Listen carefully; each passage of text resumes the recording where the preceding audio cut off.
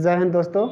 आज का ये कोशिका का पार्ट 3 वीडियो है, जिसमें कोशिका द्रव में क्या क्या रचनाएं पाई जाती है उसको हम लोग इस वीडियो में जानेंगे।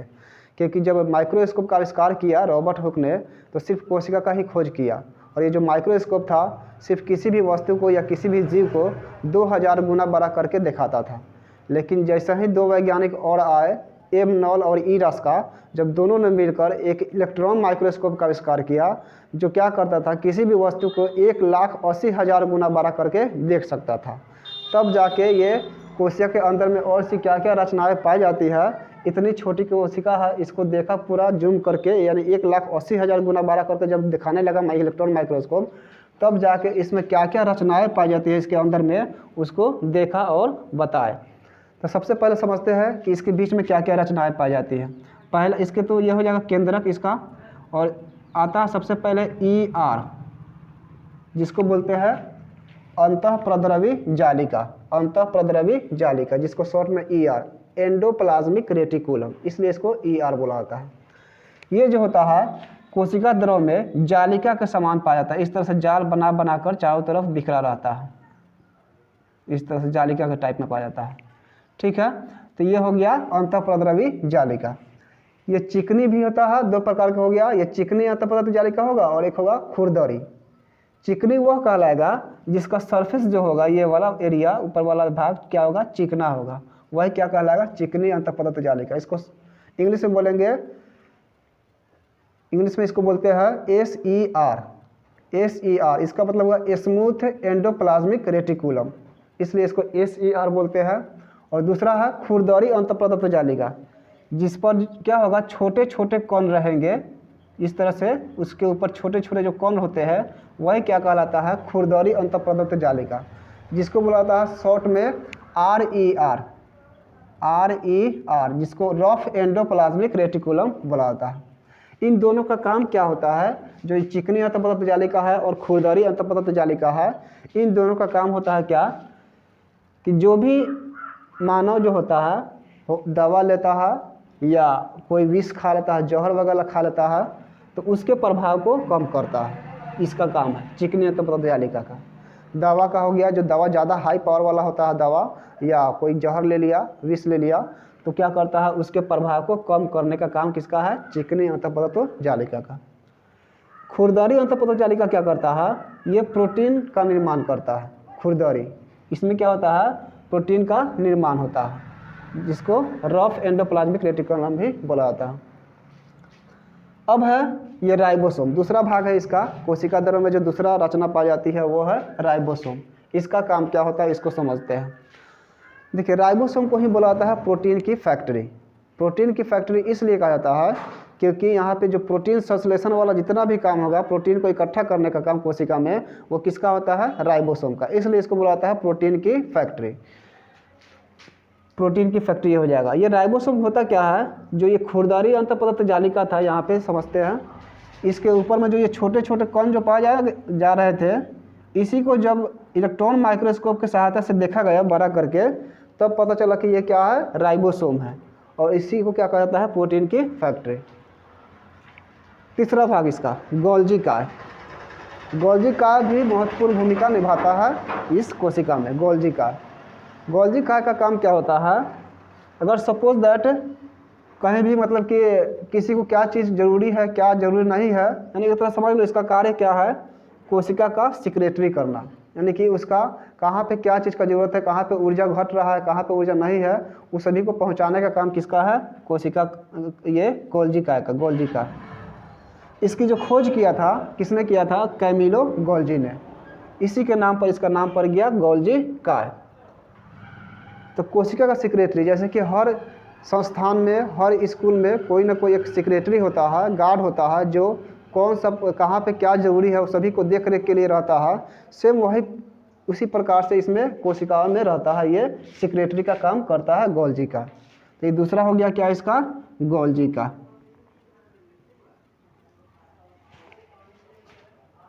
हाँ, इसका दूसरा काम क्या हो गया, लाइसोसोम का निर्माण करना। लाइसोसोम ही भी वो क्या है, बहुत ही ये अहम पार्ट है ये कोशिका द्रव का, लाइसोसोम। इसका निर्माण करने में गोल्जी का मदद करता है, लाइसोसोम का निर्माण करना इसका कार्य है। दो काम हो गया। अब समझते हैं ये लाइसोसोम होता क्या है। लाइसोसोम, देखो इसको सबसे पहले खोज किया था डी ड्यूबे ने।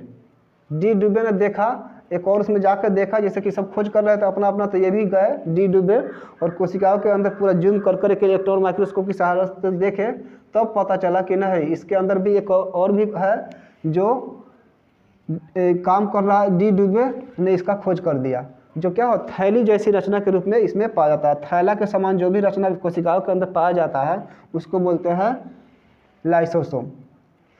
हाँ, ये इसका कार्य क्या है, टूटे फूटे भाग को पाचित करना। इसके अंदर बहुत ही एक खतरनाक पदार्थ पाया जाता है जिसका नाम है जल अपघटक एंजाइम। सपोज दैट किस कोशिका का कोई भाग, अगर मैंने कोई भी मतलब जो भाग है इसमें से गोल्जी का हो गया, चाहे इधर से एंडोप्लाज्मिक रेटिकुलम है, अगर कोई काम नहीं कर पा रहा है तो उसके अंदर क्या करेगा, उसको पाचित करने की इसमें क्षमता होती है, उसको पाचा लेगा, उसको इसके अंदर क्या करेगा, जल अपघटक एंजाइम छोड़ेगा और उसको जला देगा और उसको पाचित कर देगा, उसको खा पी के बराबर कर देगा और कोशिका को पूरा तरह से साफ कर देगा। ठीक है, तो टूटे फूटे भाग को पाचित करना पहला इसका काम हो गया। और दूसरा हो गया इसका जीवाणु विषाणु से रक्षा करना। अगर सपोज दैट कोशिका के अंदर कोई जीवाणु चला गया, कोई विषाणु चला गया इसके अंदर में, तो क्या करना, उससे रक्षा दिलाना इसका काम है। उससे मतलब कि अंदर आने से उसको रोकना, और उसको अगर कोई चला भी गया गलती से तो उसको मारने का काम किसका है, लाइसोसोम का ही काम होता है। इसे आत्महत्या की थैली भी कहा जाता है। आत्महत्या की थैली इसलिए कहा जाता है, अगर कोई इसका पार्ट अगर काम नहीं कर पा रहा है कोशिका का, तो उसको तो पचाने की इसमें क्षमता है, अगर वो नहीं पच पा रहा, अगर वो काम नहीं कर पा रहा, उसके द्वारा नहीं पच पा रहा जल अपघटक एंजाइम के द्वारा, ये क्या करता है, खुद अपने ब्लास्ट हो जाता है, अपने ब्लास्ट हो जाएगा और उसको ही ब्लास्ट कर देगा।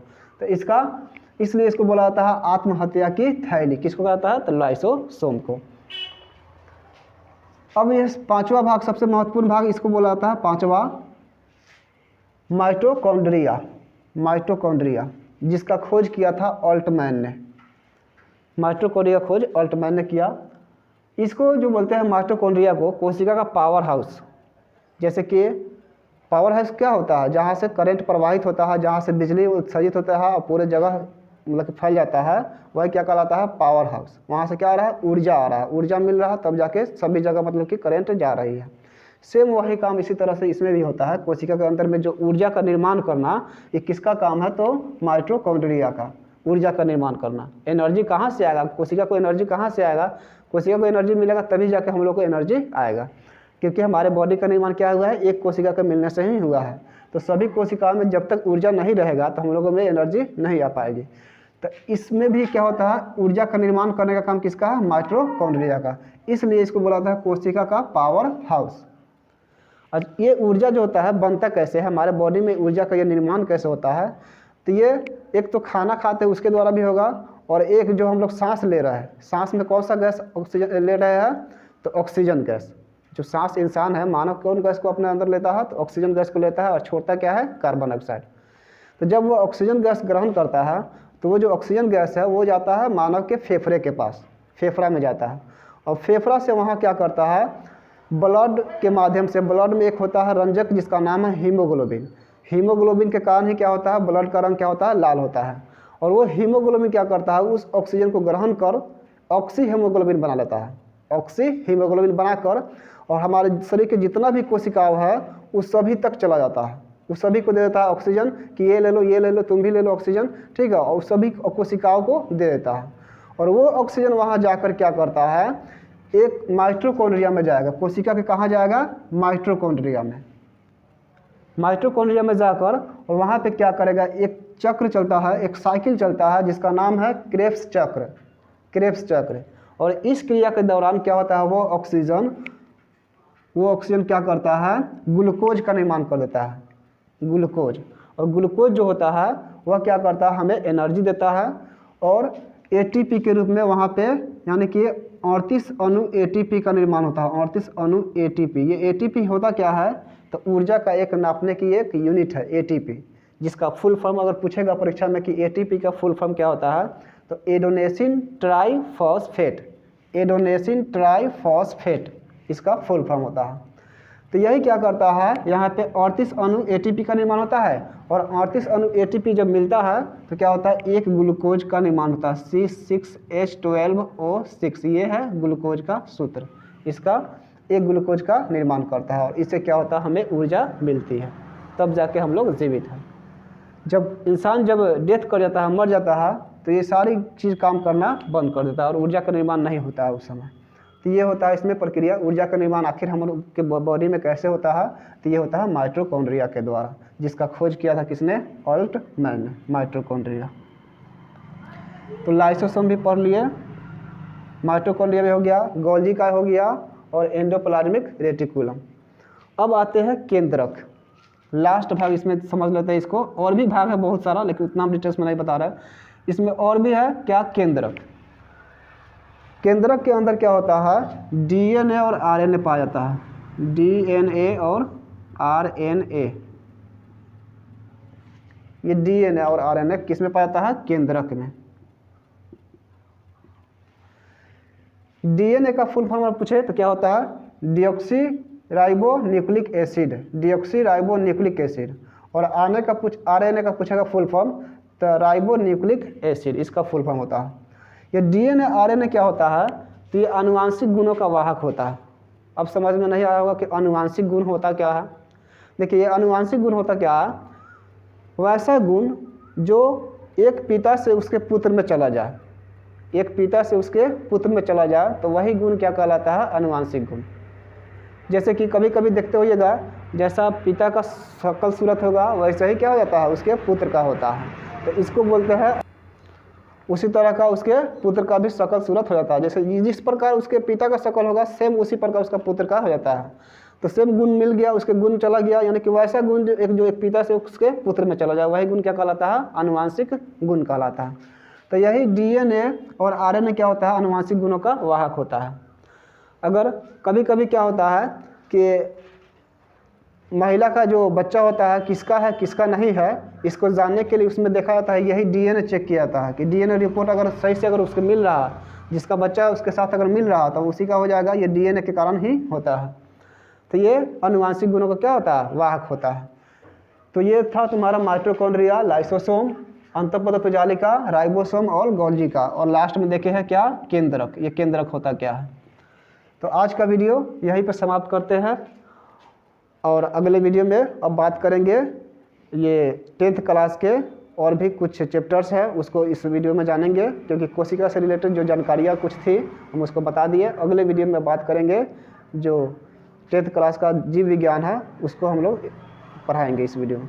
उसके बाद चलिए, तो आज का क्लास यहीं पे ख़त्म करते हैं। Thank you.